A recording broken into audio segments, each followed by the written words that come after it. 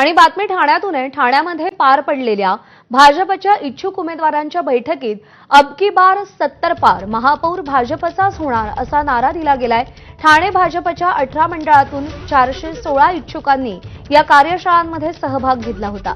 निवडणूक पूर्व तयारी अभ्यास वर्गाच्या बैठकीत आमदार संजय केळकर, आमदार निरंजन डावखरे, शहराध्यक्ष संदीप लेले, भाजप पदाधिकारी यांच्या उपस्थितीत पार पडलेल्या इच्छुक उमेदवार कार्यशाळेत भाजपनं स्वबळाची तयारी केली आहे। शिंदेंच्या शिवसेनेनंतर भाजप देखील माजी नगरसेवक आणि पदाधिकाऱ्यांचा स्वबळाचा नारा आपल्याला दिसतोय।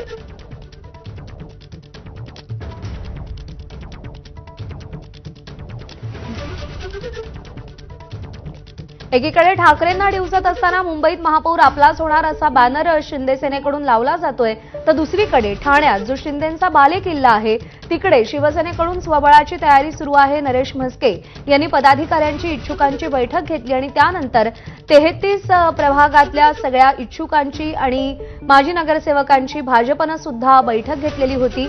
एक कार्यशाळा आयोजित करण्यात आली होती आणि तिथे देखील स्वबळाचा नारा दिला गेलाय।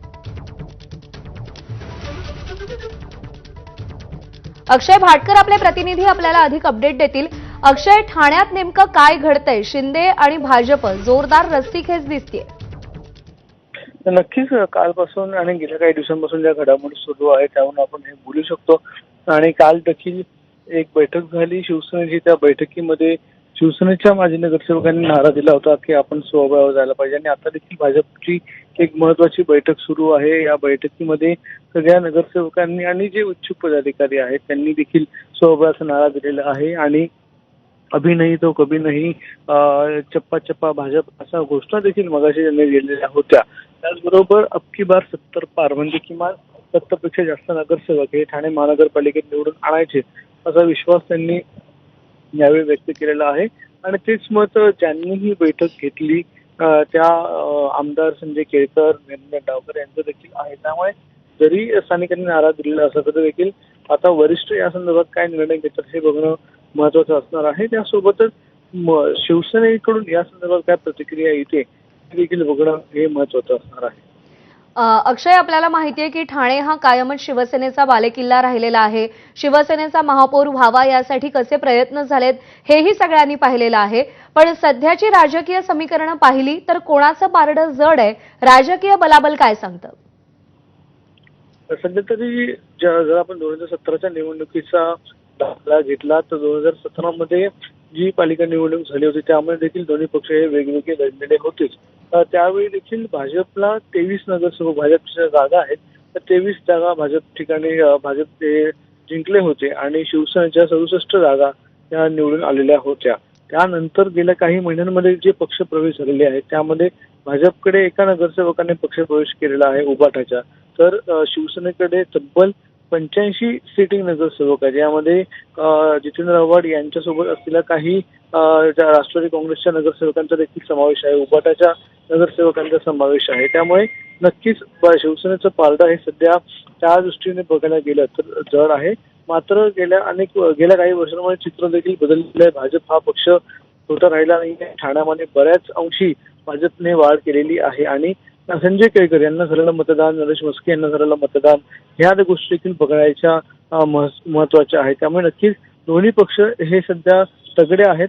मात्र कुठे ना कुठे जर विचार करत राहिला तर शिवसेना यामध्ये थोडं जास्त मताधिक्य घेऊ शकेल अशी देखील शक्यता इथे वर्तवली जाते।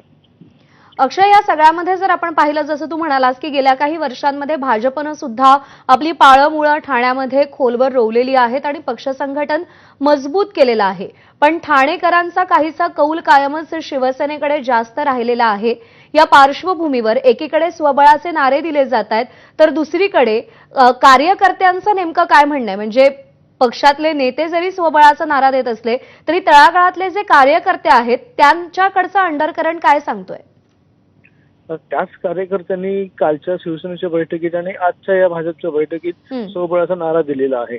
त्याच्यामुळे त्यांनीच नारा दिल्याच्या नंतरच आता ह्या चर्चा आहेत त्या सुरू झालेल्या आहेत आणि त्याच त्यांच्या मतावरच वरती देखील म्हणजे हे जे नेतृत्व आहे दोन्ही पक्षांचं त्या नेतृत्वाला आता निर्णय घ्यायचा आहे।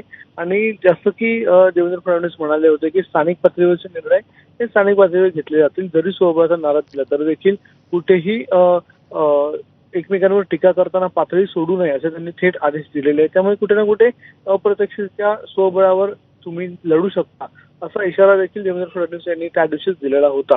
त्यामुळे सध्या जरी आपण पाहिलं तर भाजप हे पूर्णतः 33 प्रभागांमध्ये 131 जागांवरच्या इच्छुकांच्या आज बैठका घेत आहे. त्याच्यावरून हे स्पष्ट आहे की भाजप हे बऱ्याच अंशी स्वबळावर जाऊ शकेल आणि तिथल्या स्थानिक कार्यकर्त्यांचा देखील हाच सध्या नारा आहे, त्यांचा देखील हाच विश्वास आहे की स्वबळावर गेल्याने सगळ्या पक्षातल्या कार्यकर्त्यांना न्याय मिळेल आणि नेमकी भाजपची ताकद किती आहे ठाण्यामध्ये हे देखील त्यातूनच कळू शकेल.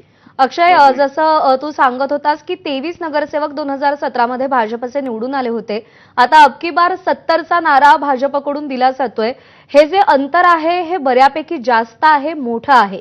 हे अंतर पार करण्यासाठी कशी मोर्चे बांधणी भाजपनं गेल्या काही दिवसात केली आहे?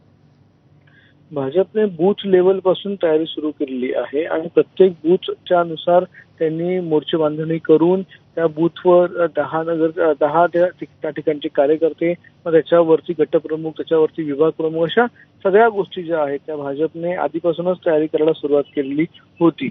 आणि या सुरुवातीमध्ये गेल्या अनेक दिवसांपासून जी तयारी चाललेली आहे त्याच्यामध्ये आता जी कोकणची बैठक झाली होती कोकणच्या आमदारांची देवेंद्र फडणवीस यांच्या समोर, त्या ठिकाणी देखील सगळ्या ठाण्याच्या आमदारांनी आणि इथल्या सगळ्या पदाधिकाऱ्यांनी सांगितलं होतं की आम्हाला वेगळं लढायचं आहे, आम्हाला स्वबळावर लढायचं आहे. त्यामुळे भाजपची तयारी ही आधीपासूनच आहे आणि त्यांनी बेसिक लेवल पासून तयारी सुरू केलेली आहे. संजय केळकर यांना जी मतं पडलेली होती त्याच्यामुळे देखील त्यामुळे परीक्षेची तयारी तर पूर्ण झालेली आहे. आता पेपर हातात येणं बाकी आहे आणि परीक्षेची घडी अवघी काही महिन्यांवरती येऊन ठेपलेली आहे. त्यामुळे चित्र लवकरच स्पष्ट होईल. अक्षय, धन्यवाद दिलेल्या या सगळ्या सविस्तर माहितीसाठी.